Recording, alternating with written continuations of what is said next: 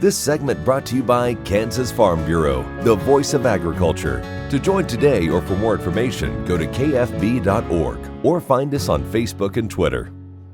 Folks, I have minions all over the place that really help me put this show together and keep me up to date on things.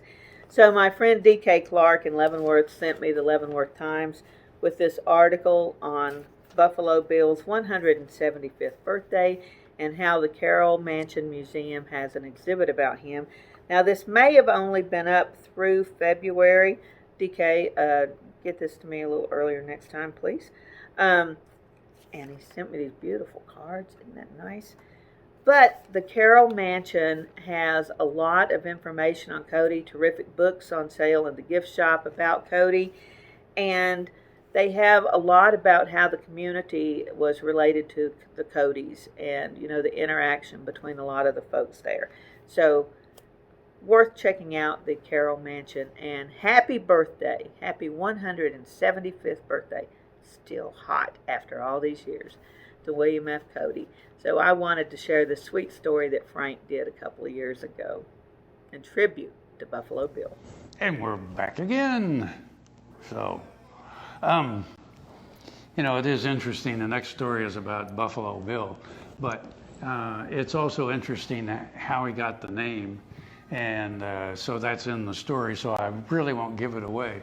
But it is interesting that in the West, as it was being built, all of these characters got, you know, nicknames and what have you. And so anyway, that's what the story is going to be about. Speaking of nicknames, of course, the guy that he met was Medicine Bill Comstock, and medicine meaning superstitious, not like a doctor, but you know, medicine as in big medicine. Yeah, right. So it's more like superstition. My favorite nickname in the West, though, is Buffalo Chips White.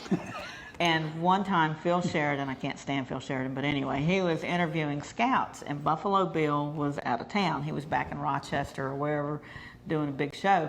So he was out of town, and so Charlie White was like Bill's shadow, and he dressed like Bill, he wore his hair like Bill, everything.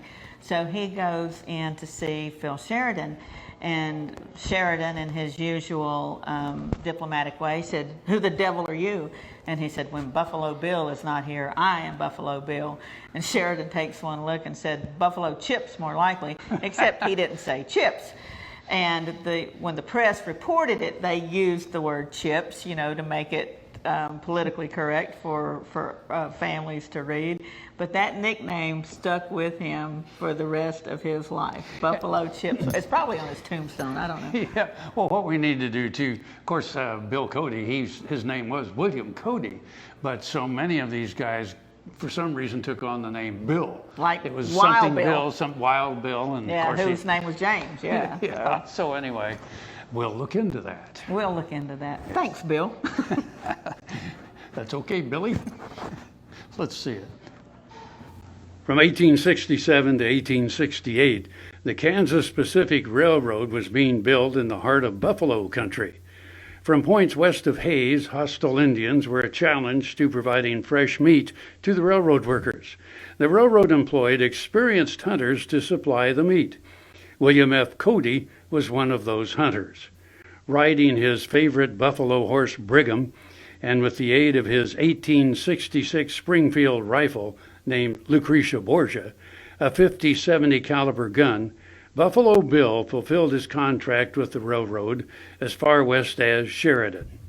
This was the inspiration for the Buffalo Bill bronze sculpture located just west of 2nd Street on U.S. Highway 83. Twice life-size bronze sculpture by Charlie and Pat Norton of Leoti was voted one of the 8 wonders of Kansas art. It commemorates the 1868 contest between Cody and William Madison Bill Comstock, where the winner earned the name Buffalo Bill. At the Visitor Center, the Wild West Historical Foundation tells Cody's story and that of the legendary hunt. Read the storyboards, listen to the radio story recounting the historical contest, and take pictures in the Buffalo Bill, Annie Oakley, and Sitting Bull cutout figures. When visiting the sculpture, be sure to stop inside the Buffalo Bill Cultural Center. There are exhibits, an extensive gift shop, and facilities to host your own historic events. So whether you stop in Oakley for a day or for a lifetime, you'll be glad you did. Stop for the legend, stay for the day. Thank you so much for sharing your morning with us. Have a great week, and I'll be seeing you somewhere around Kansas. Closed captioning brought to you by Ag Promo Source. Together we grow. Learn more at agpromosource.com.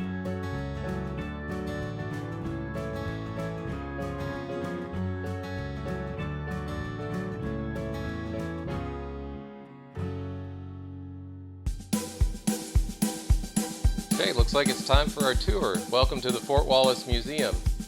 Here at the museum, you're going to find some really interesting stuff like our replica stagecoach from the Butterfield Overland Dispatch. We've got facades from the fort buildings. We've got an 1870s flag. There's a plesiosaur that was discovered locally. We've got the Ray pump organ collection. We're a little bitty place with a great big story, and we'd love to have you.